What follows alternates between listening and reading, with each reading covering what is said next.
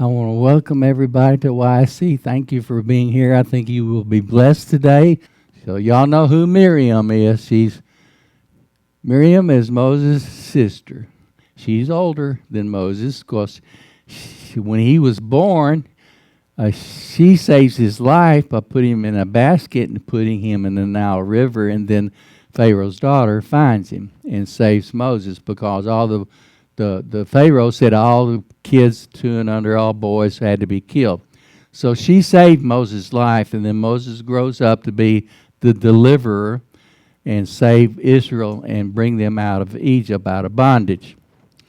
But what I want to say about in this Torah portion today, when you read the Torah portion, it says Miriam went against her brother, spoke against her brother. And God says, Miriam, you should not speak against my prophet. So God corrects Miriam and says, you should never have spoken against my prophet. And you know what her reply was? He said, God, you speak to me just like you speak to Moses, and I don't think Moses should have married this Ethiopian wife.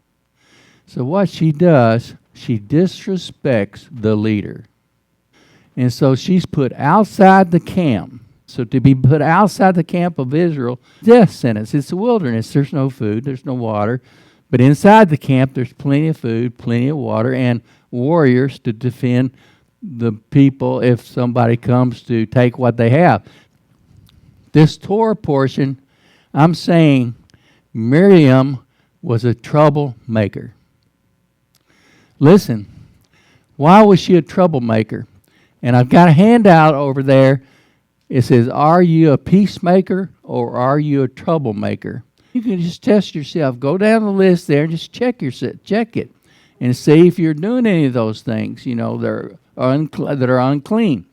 And so when you speak bad, listen, when you speak bad against the leader of a nation, of your fellowship, this place, or your leader in your home, you are a troublemaker.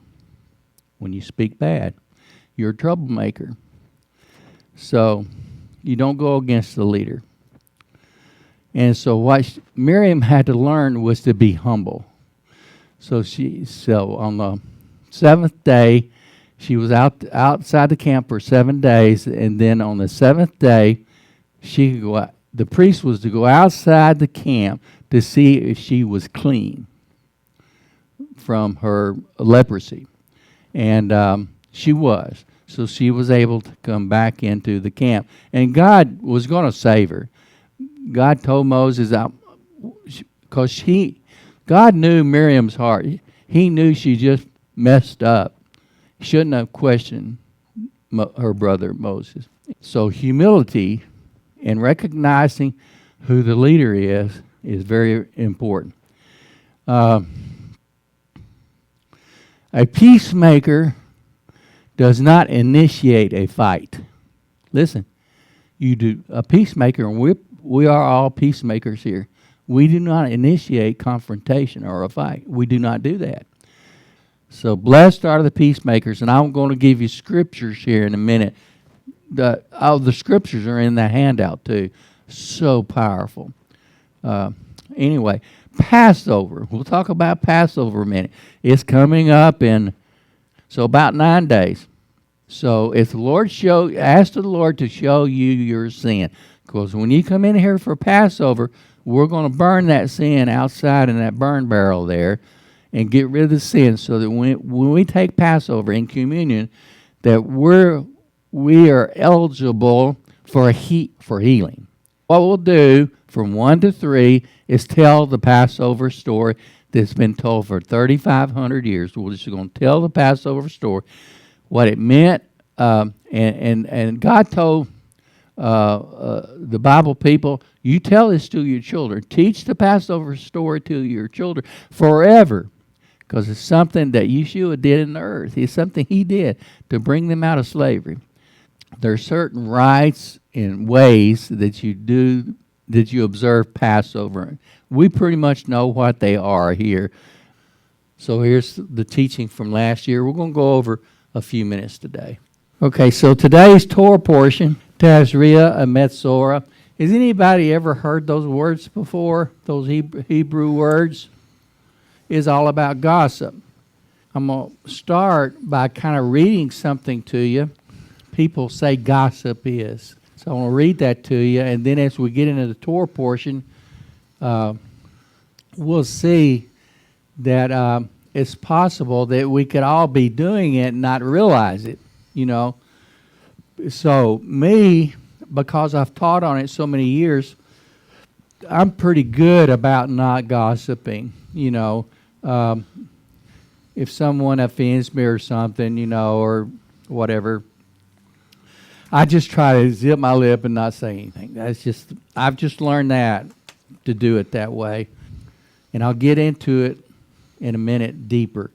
When you listen to gossip, Tazria Metzora, this Torah portion, you are a participant. When you just listen, you are a participant in it. If you hear someone speaking negatively about someone else, they are spreading gossip, even if what they are saying is true. You can interrupt the contentious conversation by starting a positive comment. Turn it around by elevating the person being spoken about. So say you're at somebody's house or next door or on the phone or texting, somebody says something bad about somebody, that is gossip. And if you continue to listen, that is a sin. That's a sin. Okay, so what you do, you have to recognize that it's a sin and then do something about it. Okay, what are priests of God supposed to do? And there are verses that say we're a priest of God. So what's a priest of God supposed to do?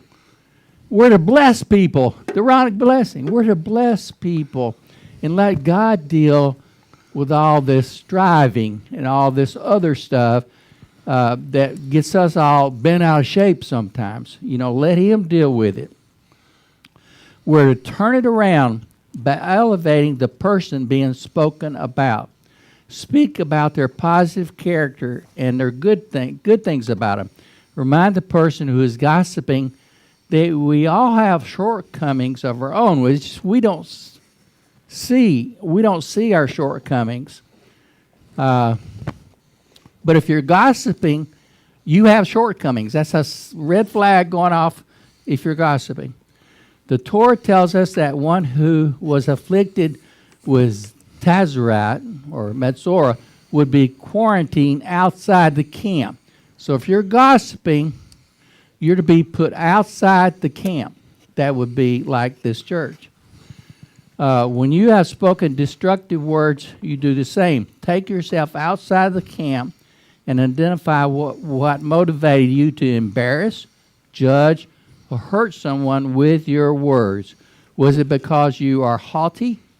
Was it your ego? Were you trying to put someone else down by making yourself look better? Or did you just make yourself feel good? I've seen this quite a bit here in this church when people will make fun of somebody and do it in a jokingly manner. Oh, I was just joking. That's not a get-out-of-jail-free card. I was just joking because it makes you look better or something. Remember this before you are tempted to speak negatively about someone. Think about a tube of toothpaste. You start squeezing the toothpaste. You squeeze it all out of the tube.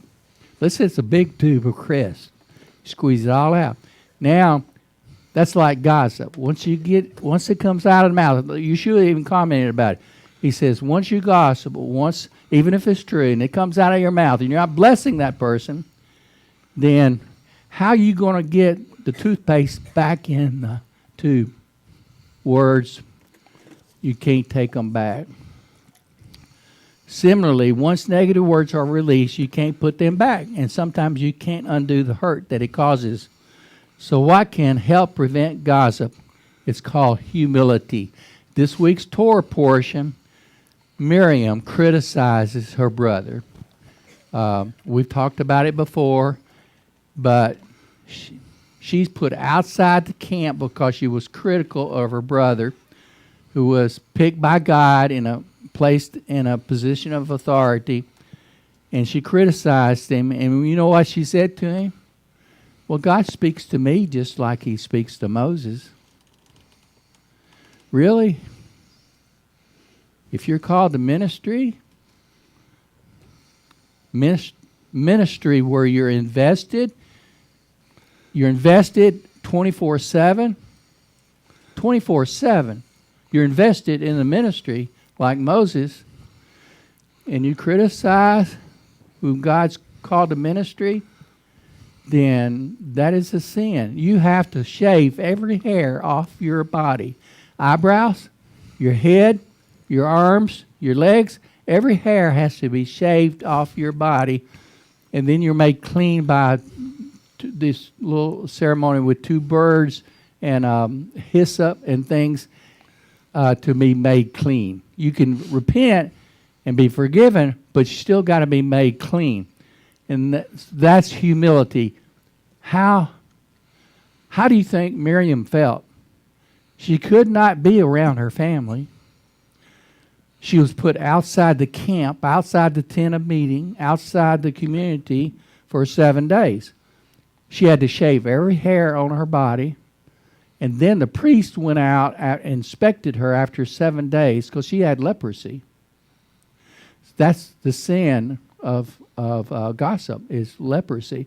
And I say, this Torah portion, do we sometimes have leprosy spiritually and not realize it? I know I have. I know I've criticized people when they gave me a hard time, but I've learned the hard way not to do it. Okay, so the hyssop symbolizes the humility that the Metzora should have, and the cedar. He explains that it is a symbolic reminder that he who holds himself as high as the cedar tree should learn to lower himself like the hyssop, the little bush. Cultivate humility within yourself. Learn to control your speech. And I say it affects us all. We're all guilty of it. But we say that little prayer every week. The Shema, the Ve'ahavta. The Ve'ahavta is love your neighbor as yourself. As yourself. So would you say to yourself the things you're saying to other people sometimes? I think would be more less likely to criticize if we did that. So that's the introduction to Tazria Metzora. Gossip is seriously deadly. That's how I sum up this Torah portion. And I've done it. I've talked bad about people, but I've learned a hard way to stop it. Okay? Do I still do it? I try not to. If I do, I repent right away. But I try not to do it. But it's our human nature to defend ourselves. To defend ourselves the way we feel about things. That's just Leviticus 13:46, page 1. During the 7-day quarantine, I say for leprosy, the person is put outside the camp. Rashi says that be put outside the camp is due to derogatory speech towards someone, even if the speech is truthful, factual. Verse 47, one's garments can be declared unclean. So if you're doing this in your home, it gets on the walls. This spiritual disease, leprosy today, because no one has the actual bug that causes it, but it's still a spiritual disease. That's what it's symbolic of. It can get on the walls. It gets on your clothing, your character. It represents your character. And if you're doing it around your children, they're going to do it. It's infectious. It's contagious. Then they are unclean. Your family becomes unclean. So I've learned to zip the lip. Yeshua basically never said to someone, at least in our Bible, I can't find it. If you find it, let me know, where he called out a single person a name instead of a name. He called them hypocrites. He called them, he had a lot of names for them, but he never singled out a person. Verse 52, if the garment is unclean at the end of 7 days, it is to be burned with fire. So they're saying, the Bible, the words is saying that if you're gossiping, you will be burned with fire. Okay? Leviticus 14:3, page 2. The Cohen, the priest, shall go outside the camp, observe if the leper has been healed. So Miriam was outside the camp. She's in a state of humility. She's had her eyebrows shaved off, all her hair shaved off. She's low like the hyssop bush, and she's talking to God. She was a chosen vessel of God. They didn't have water in the wilderness unless she sang to the rock. She was a very important person in the Bible. And here she's having to do this.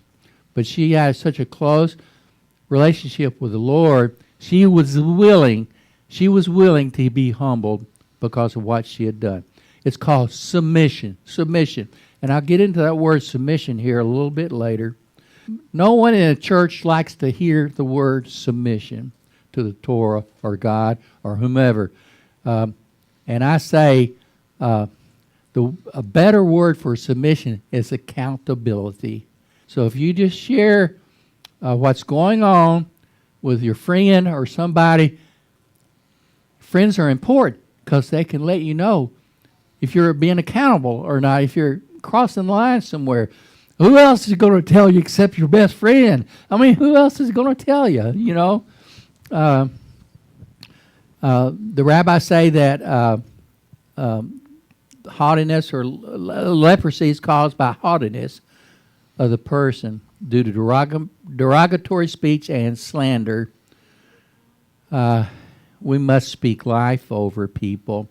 Verse 9 is to reveal the leper's humility, and I call it submission.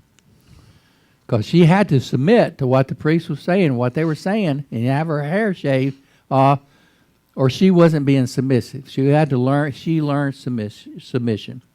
Verse 10, on the 8th day, the priest goes outside to see if she's been healed.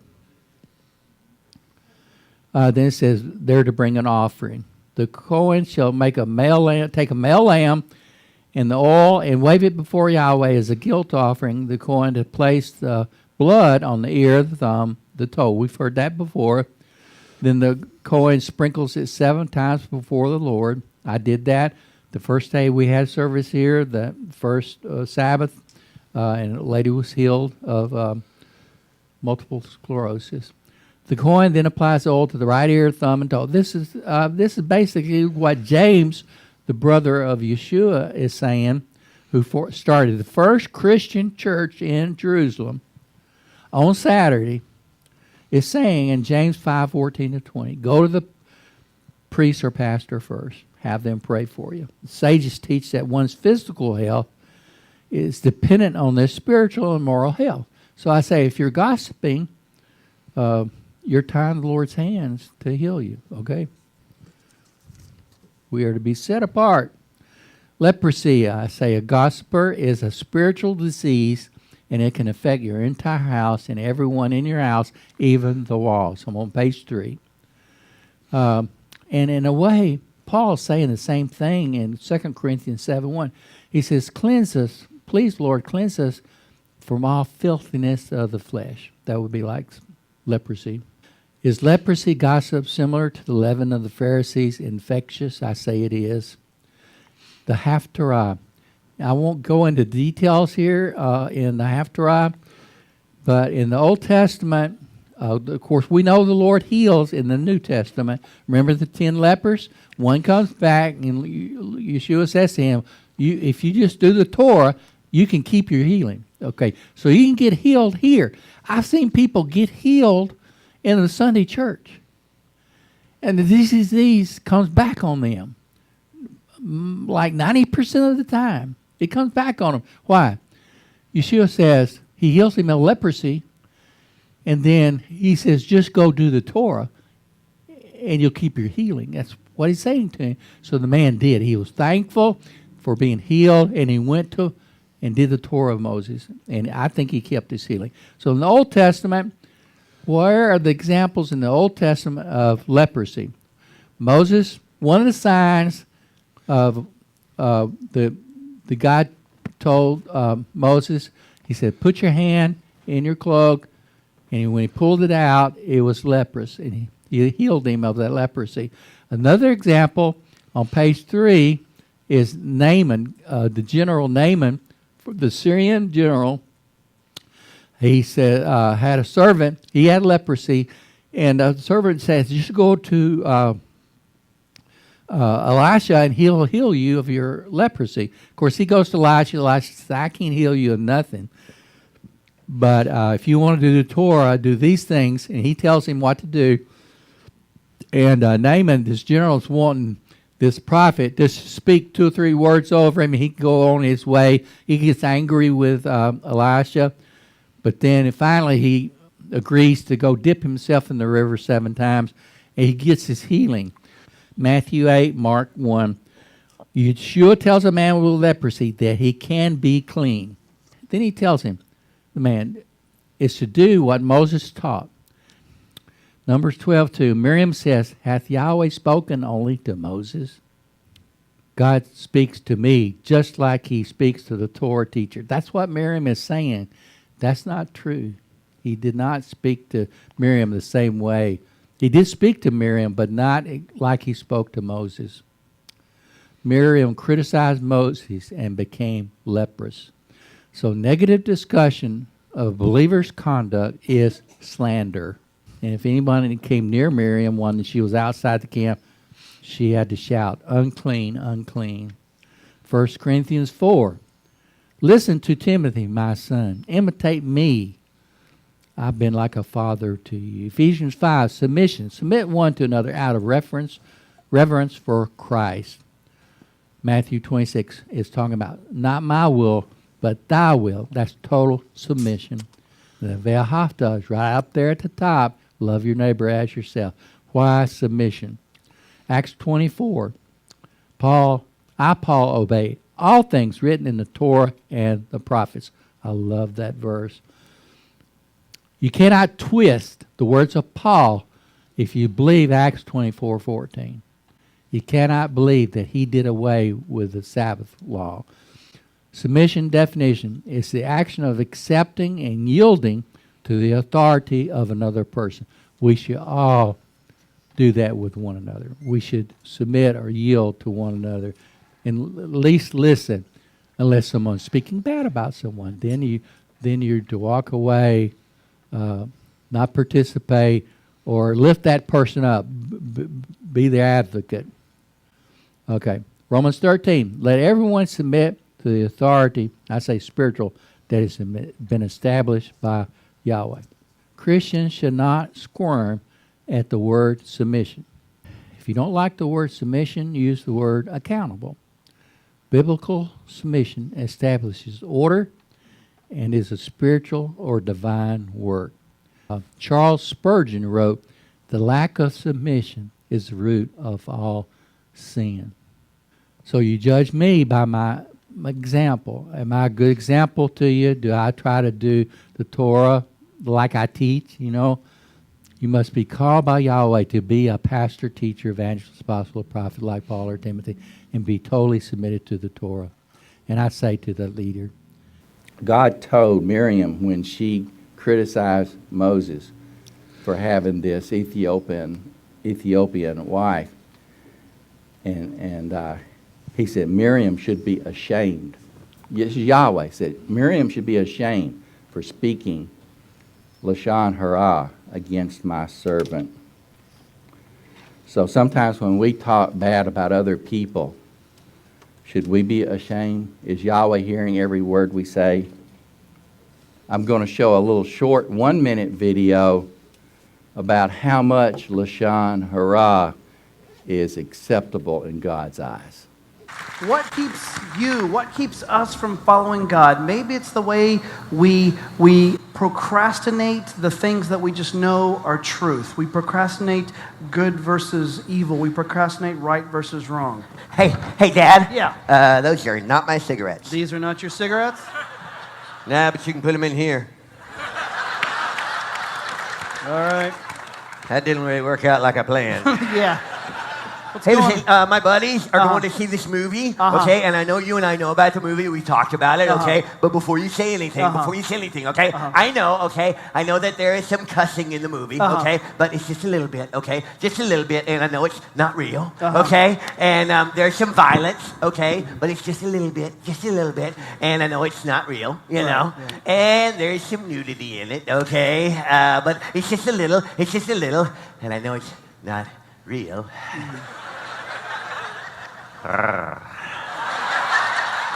But anyway, can I please go see the movie? Please. Okay. I knew it. You don't ever let me do anything. What do you say? You can go see the movie. That's awesome. You're the coolest guy in the whole wide world. Whoa, before you go, I knew we were going to have this conversation again, so I decided I would make you some of my famous brownies that you loved since you were a kid. These are my favorite brownies in You've the whole wide loved those world. brownies since you were I a love little these. kid, and so I thought I'd just make them for you. You know, same great ingredients that I always put in those brownies, Yeah. but this time I just added a little bit of something, just a little bit of something. It shouldn't affect the whole batch, it's just a little bit of something. You shouldn't mess with perfection. That's my point exactly. Yeah. But I've added the same ingredients that I always have. You got the eggs, the flour, the cocoa, you got the little bit of vanilla, you got the almonds. Same great ingredients that I always put in there. Powdered sugar? Powdered sugar is in there, but this time I added just a little bit of something. Brown sugar? Brown sugar, a little bit of brown sugar, yeah. White sugar? Sure.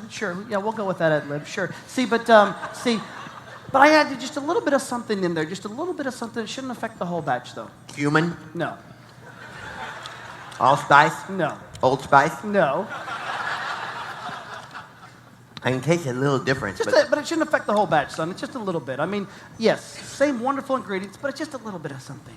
what is it? Dog poop. Excuse me? Just a little bit, son. It's just a little bit.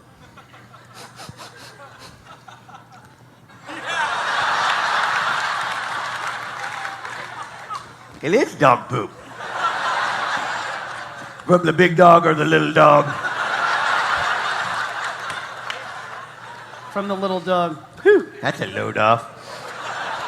Why would you put dog poop in the brownie? Son, it shouldn't affect the whole batch. It's just a little bit. It's just a little bit. I get it. What? It's just a little bit. It's just a little bit. What? Hey, the next time you don't want me to go see a movie, just say, son, don't go see a movie. Don't feed me poop brownies.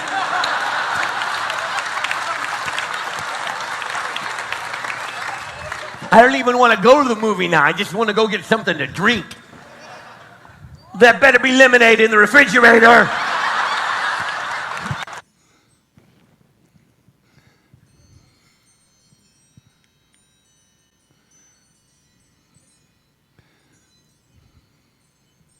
So I heard a pastor this week add Joel, of some verses from Joel about a great outpouring of the Holy Spirit. And if you read all of Joel, it's talking about the day of the Lord, which is the Great Tribulation. It's the Great Tribulation. So he's applying that to Matthew 24, where Jesus says, they ask him, when will you return, Lord? He says, after you'll see wars, rumors of wars. And he lists a whole bunch of things. Yeshua does. And revival is not one of them. Actually, Yeshua says, will he find faith when he returns? And in another verse, it says that there's going to be a falling away from the truth, which is called apostasia. So that's what I'm saying. Apostasy, leave it there. Apostasy is what we're about to see, a great falling away from the truth. And actually, I think we've already seen it. This preacher was preaching revival, so he took that verse from Joel and added it to Matthew 24. But if you just read all of Joel, it's talking about the day of the Lord. This is this is during the Great Tribulation, when he pours out his Spirit, not before the tribulation. See, the guy's just got some things off kilter there. Matthew 24:12, lawlessness shall abound. That's what he's saying. Accord. That's why we want to be here in one accord. And if there's anything on that paper over there you disagree with, just talk to me. I'm here every day from 3 to 4 now.